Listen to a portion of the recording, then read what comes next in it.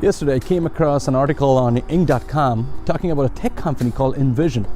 It is now a unicorn, a $1 billion valuation with 700 employees and no offices. Yes, you heard that right. No physical office space.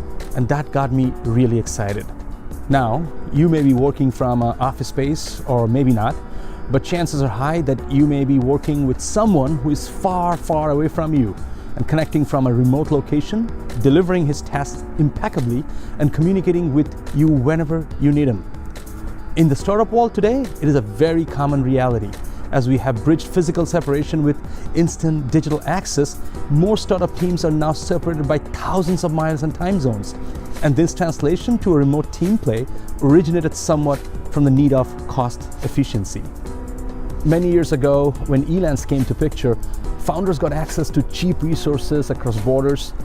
This resulted into teams that would never meet with each other physically, but the need for efficiency, time optimization, and continued demand for agile product releases led to many amazing tools and platforms to manage remote productivity. And many years back, it all started with Skype.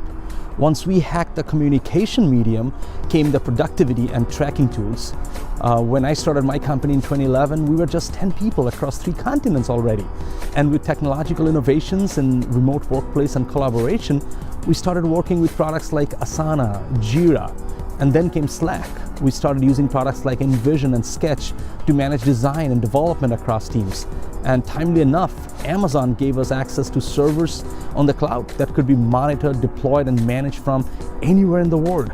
And now we boast 100+ members working thousands of miles apart. Finding the talent remotely is not a challenge anymore. What is problematic is, how do you manage this remote workforce? How do you make them contribute to a common objective? Earlier, you might find a man 9,000 miles away, give him a task list and deadline, and wait for the output.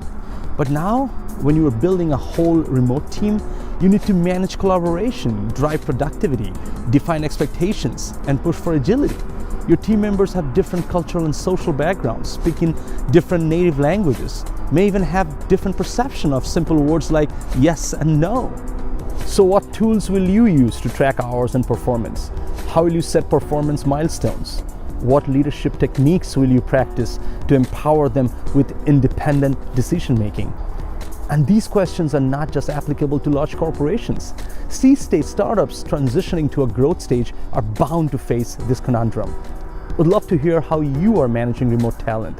What challenges do you face operating with a team across multiple time zones? What comes to your mind when you think of offshore or remote talent? How do you imagine yourself working with a group of people who you may never meet physically?